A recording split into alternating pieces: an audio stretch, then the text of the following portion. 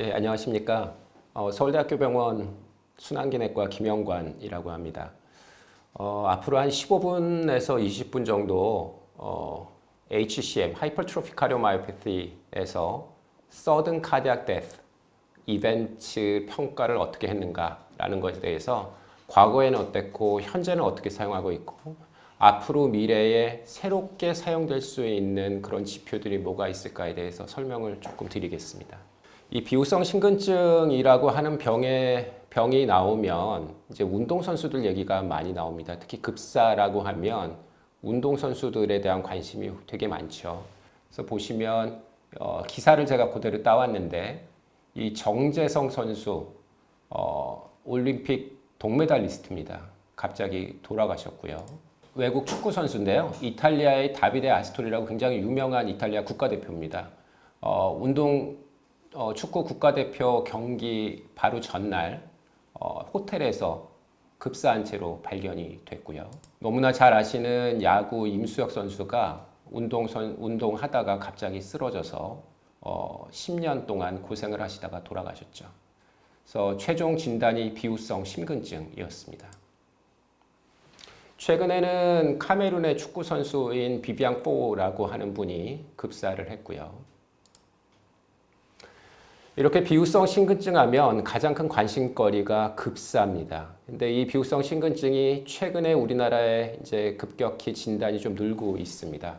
이건 저희 병원에서 연관 데이터인데 2010년도 우리나라 전체를 보면 약 0.016%의 유병률을 보이는 반면에 불과 6년이 지나면 거의 2배 가까이 진단이 늘어나는 것을 볼 수가 있습니다. 그래서 0.031%인데 그래서 평균 연령은 약 60대 정도가 되는데 2016년에는 조금 나이가 많아지죠. 오른쪽에 보시면 나이가 드신 분들의 진단이 훨씬 늘어나는 것을 보실 수가 있습니다. 그래서 HCM이라고 하면 희귀질환으로 등록이 되어 있긴 하지만 제가 생각하기에는 더 이상 희귀질환으로 보기가 어렵습니다. 그래서 프레벌런스를 보면 일반 인구 중에서 HCM으로 진단되는 분들을 보면 약 200에서 500명 중에 1명 정도의 유병률을 갖는다고 알려져 있습니다. 그래서 실제 우리나라 건강보험공단에 등록된 환자, HCM으로 등록된 환자 수를 보면 2021년에는 약 2만에서 2만 5천 명 정도 등록이 되어 있는 것으로 되어 있는데 우리나라 인구가 약 5천만 명이라고 하는 것을 가정을 한다면 기대되는 환자 수는 약 10만 명에서 25만 명이 됩니다. 따라서 진단이 안 된 분들이 꽤 많이 숨어 있다는 것을 의미를 하는 거죠. 이러한 HCM에서 Sudden Cardiac Death Event의 위험 인자 어떻게 되느냐 굉장히 중요한 얘기인데 이 Sudden Cardiac Death Event라고 하면 실제로 Sudden Cardiac Death를 하거나 이 Aborted Sudden Cardiac Death 또는 ICD를 삽입한 분 중에서 적절하게 ICD 샥이 들어간 경우를 전부 다 포함을 하고요. 대개는 연간 일반 HCM 인구 중에서 0.5에서 1% 정도 발생한다라고 알려져 있습니다. 이러한 Sudden Cardiac Death 이벤트가 ICD를 삽입함으로써 효과적으로 예방할 수 있다라고 하는 것은 바로 이 2000년에 NEJM에 퍼블리시가 된 이 논문 이후에 정착이 된 건데요. 이 ICD라고 하는 것은 HCM 환자에서 Sudden Cardiac Death를 예방할 수 있는 아주 유일한 라이프 세이빙 테라피로 알려져 있지만 이 ICD가 이 디바이스 자체가 갖고 있는 컴플리케이션 레이트가 적지 않습니다.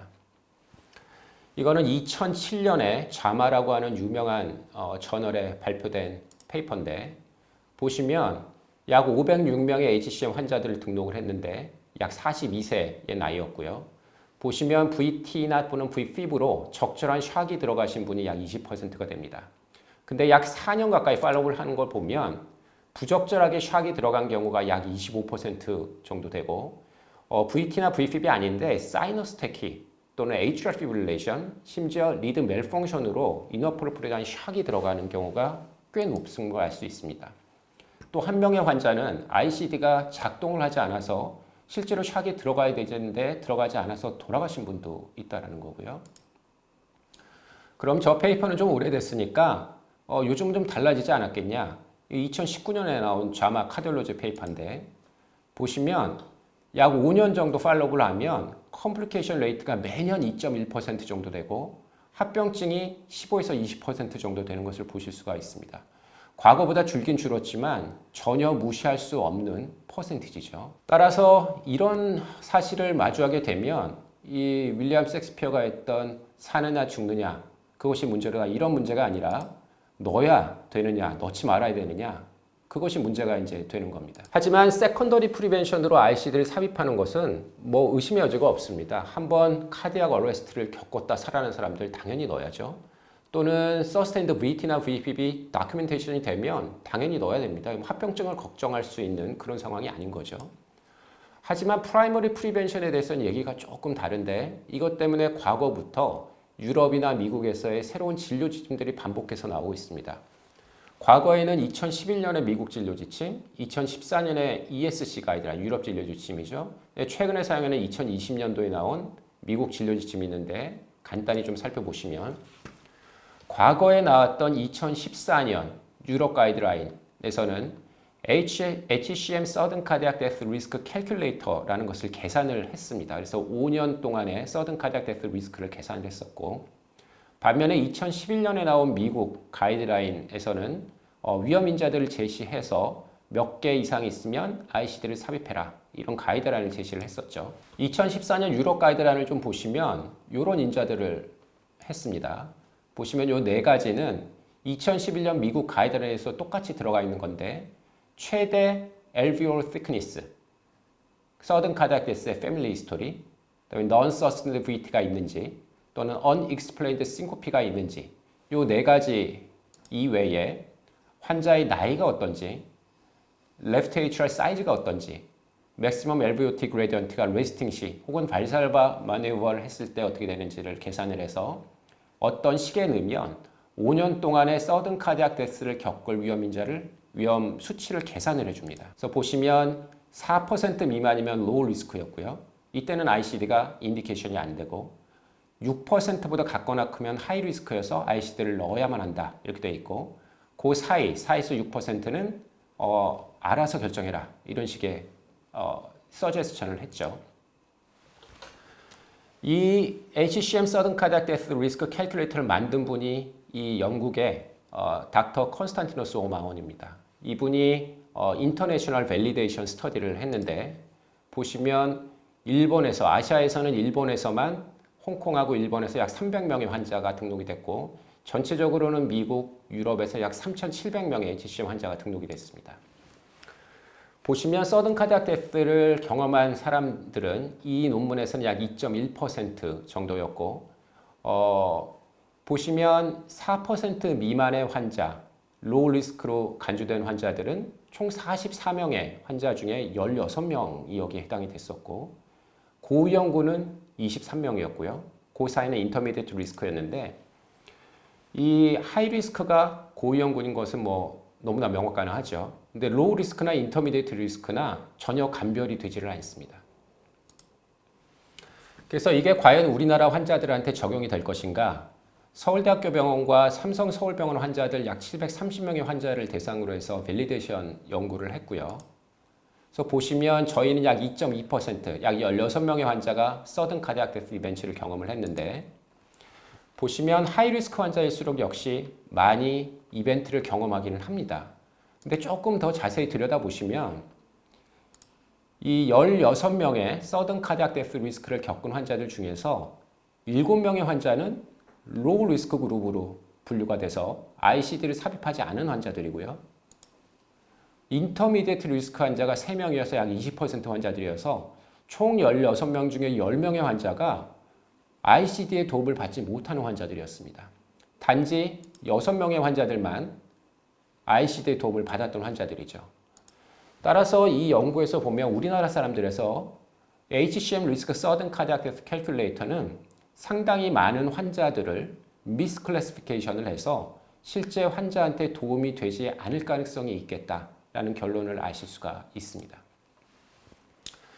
이 일반적으로 미국 가이드라인에선 들어가 있지 않은 에이지라고 하는 것이 유럽 가이드라인에 들어가 있는데, 이 저희가 발표한 데이터를 조금 보면 소아 환자부터 성인까지 쭉 전체 환자를 모았습니다. 그래서 약 450명, 460명 정도를 봤더니 이 서든 카디악 데스 이벤트를 경험한 환자 나이가 굉장히 적죠. 그렇지 않은 환자들이 나이가 훨씬 많은데 이렇게 경험한 환자들을 쭉 나이 연령대로 보면 65세를 넘어가면 HCM에 의한 서든 카디악 데스 리스크는 거의 없습니다. 물론 서든 카디악 데스 5명이 있지만 이 환자들의 대부분은 어큐트 마이오카다 인팍션으로 인한 서든 카디악 데스고 언론이 2명이 있지만 이 환자들도 히스토리를 보면 HCM과 관련된 서든 카디악 데스라고 보기 조금 어렵습니다. 따라서 65세 이전까지가 우리나라에서는 서든 카디악 데스의 리스크에 해당하는 연령대다라는 것을 아실 수가 있는 거죠. 그럼 미국 가이드라인이 처음 나온 2011년은 어떤가? 2011년에 나온 미국 가이드라인은 크게 메이저 리스크 팩터와 넌 메이저 리스크 팩터로 나눴습니다. 그래서 메이저 리스크 팩터로는 가족력에 서든 카디악 데스 위험이 있는 경우, 그 다음에 LVOR thickness가 30mm보다 더 높은 경우, 또는 최근에 unexplained syncope가 있는 경우는 메이저 리스크 팩터로 간주를 했고, 이 중에 하나가 있으면 ICD 삽입이 적절하다 이렇게 권고를 했고요. 이것이 없는 사람들은 non-major risk factor로 non-sustained VT가 있거나 abnormal BP response on exercise가 있는 경우에는 넣어볼 수 있겠다. 알아서 결정해라. 이런 레코멘데이션을 하죠. 이러한 2011년도에 나온 레코멘데이션이 2020년, 지금부터 3년 전에 업데이트가 됩니다. 그래서 Circulation이라고 하는 저널에 출판이 됐는데 보시면 조금 리스크가 변했어요. 과거 2011년에 있었던 non-major risk factor 중에서 abnormal exercise BP response는 없어졌습니다. 없어졌고 보시면 sudden cardiac death의 가족력이 그대로 남아있죠. 50세 이전이라는 단서가 붙습니다. 두 번째는 massive LVH인데 역시 마찬가지로 wall thickness가 30mm보다 같거나 큰 경우에 해당이 되는데 과거 2011년에는 심장 초음파만 기준에 들어갔지만 지금 카디악 MR을 사용해도 된다라고 되어 있고요. 그 다음에 unexplained syncope는 2011년과 마찬가지로 남아있는데 단서가 6개월 내에 unexplained syncope가 있어야 의미가 있다라고 되어 있습니다. 그 다음에 이 네모로 표시된 세 가지는 이번에 새롭게 추가된 건데 LV ejection fraction으로 정의되는 좌심실 구현율이 50%가 안 될 경우가 중요한 리스크로 하나 들어갔고 좌심실에 에이피칼 애뉴리즘이 있는 경우가 하나가 또 들어갔고요. 그 다음에 심장 MRI 상에서 Late Gadolinium Enhancement라고 해서 심장의 파이브로시스를 보는 기법을 사용했을 때 그 파이브로시스가 굉장히 넓은 범위에 있거나 퀀티피케이션을 했을 때 15%를 넘어가게 되면 위험인지 하나로 간주를 시켰습니다. 그 다음에 심전도상에서 non-sustained VT가 계속 non-major risk factor로 남아 있습니다. 그래서 가이드라인에서는 어떤 식으로 변화됐냐 하면 major risk factor가 5개가 됐죠. 그래서 family history sudden cardiac death, 30mm 이상의 massive LVH, unexplained syncope, LV의 apical aneurysm 또는 LVEF가 50%보다 적은 경우 5가지 중에 한 가지 이상이 있으면 ICD가 적절하다. 2A 인디케이션으로 권고를 했고요. 이것이 없는 경우는 non-major risk factor의 존재 여부를 보는데 non-sustained VT가 있으면 넣어볼 수 있다. 이것이 없는 경우에 카디악 MR상에서 late gadolinium enhancement가 extensive하게 있으면 역시 넣어볼 수 있겠다라는 권고를 하게 되는 거죠. 그러면 이렇게 업데이트된 2020년도의 미국 가이드라인이 그럼 우리나라 사람들한테 충분히 정확도를 가지고 적용이 될 수 있겠는가? 역시 밸리데이션을 한번 해볼 필요가 있겠습니다. 그래서 저희 병원과 삼성서울병원에서 환자를 모아서 약 1,416명의 환자를 밸리데이션을 하는데 이용을 했습니다. 그래서 저희 서울대학교 병원에서 약 970명, 삼성서울병원에서 445명 환자를 등록을 했고 메인 아웃컴으로 서든 카디악 데스 이벤트를 컴포짓으로 봤는데 서든 카디악 데스, aborted sudden cardiac death 또는 appropriate IT shock 이 세 가지를 컴포짓으로 봤어요. 그래서 총 43명의 환자가 sudden cardiac death 이벤트를 경험을 했는데 퍼센티지는 약 3%입니다. 아까 보여드렸던 알고리즘인데 재미있는 거는 이 총 1,400여 명의 환자 중에 이러한 리스크 팩터를 하나라도 가지고 있는 사람들을 보면 메이저 리스크 팩터를 가지고 있는 사람이 410명 정도, non-major risk factor를 가지고 있는 사람이 약 208명 정도입니다. 그래서 ICD 인디케이션이 되는 사람들을 보면 약 44% 환자가 우리나라 사람들에서 미국 가이드라인을 적용했을 때 ICD를 다 넣어야 되는 상황이 되는 겁니다. 그래서 44%, 거의 45% 환자가 ICD 인디케이션이 되지만 실제로 서든 카디악 데스 이벤트를 겪는 사람들은 43명밖에 되지 않는 거죠. 그래서 이 43명을 조금 자세히 보면 이 메이저 리스크 팩터를 가지고 있는 사람 중에 약 6%에 해당이 되고 non 메이저 리스크 팩터를 가지고 있는 사람들의 약 3% 정도만이 실제로 서든 카디악 데스 이벤트를 경험을 하게 됩니다. 그래서 실제로 미국 가이드라인을 그대로 적용을 하게 되면 굉장히 오버 다이아그노시스를 해서 ICD를 좀 많은 사람들한테 넣어야 되는 문제점이 생기게 됩니다. 유럽 가이드라인을 적용하게 되더라도 이 대부분의 환자는 65.1%의 환자가 서든 카디악 데스를 경험한 환자 중에서 65.1%의 환자는 로우 리스크로 간주가 되죠. 그래서 ICD 삽입에 적용이 되지 않습니다. 따라서 2014년도에 발표된 유럽 가이드라인이나 2020년도에 발표된 미국 가이드라인을 적용했을 때 우리나라 HCM 환자들에서 서든 카디악 데스 리스크를 예측하는 데는 한계가 있다라는 거죠.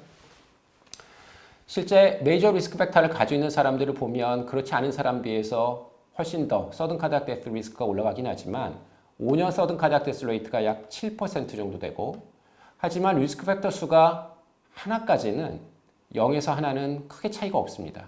그래서 2개 이상이 됐을 경우에 위험이 통계적으로 유의하게 올라가게 되는데 리스크 팩터가 2개가 있으면 약 5%, 3개 이상이 되면 18%의 확률로 5년 서든 카디악 데스 레이트가 되니까 리스크 팩터가 2개 이상이 되면 ICD를 넣는 것이 타당하다 이렇게 볼 수가 있겠죠. 더 재밌는 사실은 2020년도 미국 가이드라인에서 제시된 7가지의 위험 인자를 각각 하나만 존재했을 때 그게 위험이 되는가를 보면 다른 것들은 위험이 하나만 존재해서는 서든 카디악 데스 리스크가 올라가지 않고요.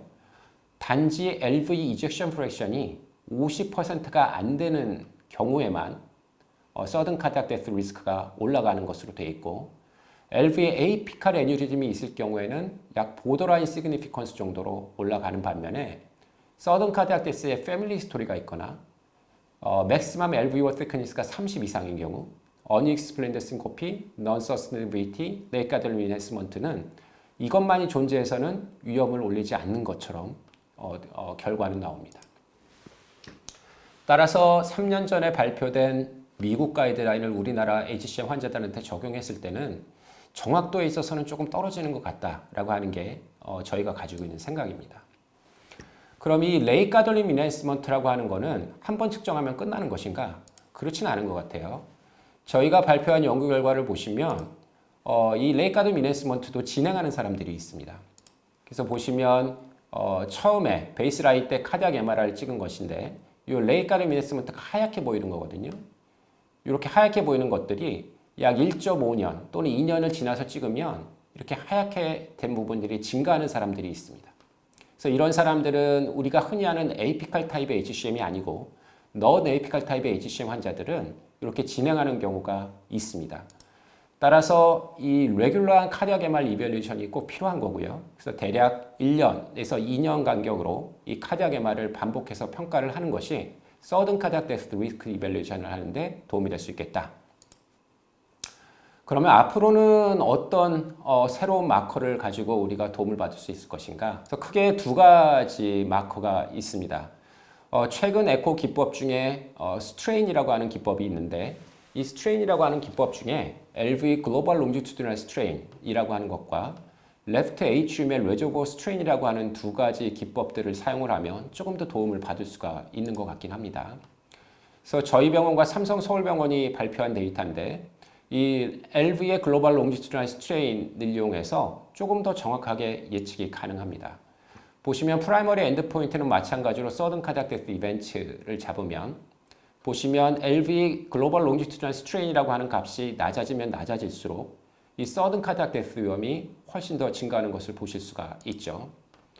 이 LV GLS가 하는 값을 15%라는 컷오프를 기준으로 하게 되면 유럽 가이드라인과 미국 가이드라인에서 저위험군 혹은 고위험군 중에서 특히 고위험군을 감별하는 데 훨씬 도움이 되는 것을 보실 수가 있습니다. 이 LV 글로벌 롱지튜디널 스트레인 이외에 최근에 많이 사용되는 LA 레저버 스트레인 역시 도움이 되는데, 이 LA 레저버 스트레인은 급사뿐만이 아니라 이 HCM 환자에서 심부전의 위험도 예측이 가능을 하고, 이 저희가 발표한 데이터에 따르면 이 LVGLS 뿐만이 아니라 LA 레저버 스트레인 21%라는 컷오프 밸류를 기준으로 하면 21%가 안 될 경우는 서든 카디악 데스 이벤트가 훨씬 증가하는 것을 보실 수가 있고, 이 LVGLS 값과 LA 레저버 스트레인을 함께 사용을 해서 LVGLS가 13% 미만, LA 레저버 스트레인이 21% 미만일 경우는 현저하게 서든 카디악 데스 리스크가 증가하는 것을 보실 수가 있습니다. 따라서 기존에 사용되는 미국 가이드라인뿐만이 아니라 LVGLS 또는 LA 레저버 스트레인을 함께 사용할 경우에 우리나라 HCM 환자들에서 서든 카디악 데스 리스크를 조금 더 잘 예측할 수 있는 여지가 있는 것으로 생각을 합니다. 이거 이외에 최근에 AI라고 해서 Artificial Intelligence를 이용하고자 하는 시도들이 좀 이루어지고 있고요. 그래서 머신 러닝, 딥 러닝 테크닉을 사용한 연구들이 좀 되고 있고, 저희가 HCM 환자들에서 조금 적용을 좀 해봤는데 실제로 그렇게 크게 도움이 되지는 않는 것 같습니다. 그래서 이 머신러닝 분야 굉장히 최근 테크놀로지 이용을 하지만 이 HCM 환자들에서 카디오베스큘러 아웃컴을 예측하는 데는 조금 더 많은 연구가 필요할 것으로 생각을 합니다. 그래서 향후 가이드라인에서는 아마도 현재 사용되는 이 2020년에 발표된 미국 가이드라인에서 여러 가지 리스크 팩터 이외에 제가 조금 전에 말씀드렸던 스트레인을 이용한 LV 글로벌 롱지튜디널 스트레인과 LA 레저버 스트레인이 이용될 가능성이 있고요. 특히 우리나라 환자들에서는 LV 이젝션 프랙션 50% 미만으로 떨어진 환자들은 굉장히 하이 리스크로 간주를 하셔서 꼭 ICD 삽입을 고려를 하시는 것이 좋을 것으로 생각을 합니다. 짧은 시간 동안에 다 말씀드리기 어려워서 하나 제가 쓴 리뷰 아티클을 하나 소개시켜 드리면, 제가 2022년도에 이런 리뷰 아티클을 하나 썼습니다. 그래서 시간이 되시면 들어가서 조금 보시면 보다 자세한 사항들을 얻으실 수 있을 것으로 생각을 합니다. 일반 선생님들도 많이 사용을 지금은 하고 계시는데요. 우리가 알고 있는 LV 이젝션 프랙션이라고 하는 건 볼륨의 변화를 계산해서 계산을 하거든요. 근데 스트레인이라고 하는 거는 일종의 약간의 가상적인 근육 세포 길이의 변화를 가지고 계산하는 심근 수축력을 반영한다고 보시면 됩니다. 그래서 LV 이젝션 프랙션보다 조금 더 센시티브하고 정확한 심근 수축력 측정이 가능하다, 이렇게 보시면 됩니다. 측정은 프로그램이 있습니다. 프로그램이 있어서 그 일반적으로 우리가 잡는 에코 이미지를 그 프로그램에 돌리면 거기서 저절로 계산이 됩니다. 가이드라인은 아시다시피 가이드라인일 뿐입니다. 가이드라인일 뿐이고 어느 정도 표준화된 진료 지침을 주는 거고, 실제로 임상에서는 그 가이드라인에 그대로 맞춰서 진료하는 경우도 물론 있지만 일반적으로는 케이스 바이 케이스에 따라서 ICD를 넣는 경우도 있고 안 넣는 경우도 있고요. 저 같은 경우는 나이가 저런 가이드라인에 맞는다고 해도 LVEF가 50%가 안 되는 상황이 아니고 나이가 65세가 넘어가면 ICD 넣는 것을 사실 그렇게 많이 권하고 있지는 않습니다. 안 넣습니다. 저 같은 경우는. 특히 이제 젊은 사람 같은 경우는 조금 고려해야 될 거 많고요. 아까도 말씀드렸지만 나이가 65세가 넘어가면 HCM이라고 하는 것 때문에 생기는 서든 카디악 데스는 저는 없다 생각합니다. 그래서 그 65세가 넘어가게 되면 우리가 흔히 아는 성인병이라고 하는 거를 조절하는 게 훨씬 중요하고, 그 이외에 나이가 들면서 생기는 심방세동, 그다음에 심부전, 이런 것들을 컨트롤하는 것이 이 HCM을 가지고 있는 환자들의 라이프 스팬이나 또는 퀄리티 오브 라이프를 호전시키는 데 훨씬 더 좋은 영향을 끼칩니다.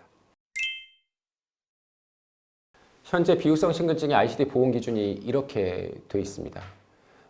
굉장히 복잡하게 되어 있는데 살펴보시면 알겠지만 거의 대부분의 환자를 다 넣을 수 있습니다. ICD 보험 기준에 넣으시게 되면 아까 제가 연구에서 말씀드렸듯이 45%가 아니라 50% 이상 환자를 넣을 수 있습니다. 그래서 이 기준이 조금 루스하면 저희가 결정할 수 있는 요 폭이 넓기 때문에 좋긴 하지만 보험 기준에 해당된다고 해서 모든 분들한테 ICD를 넣는 거는 권하지는 않습니다.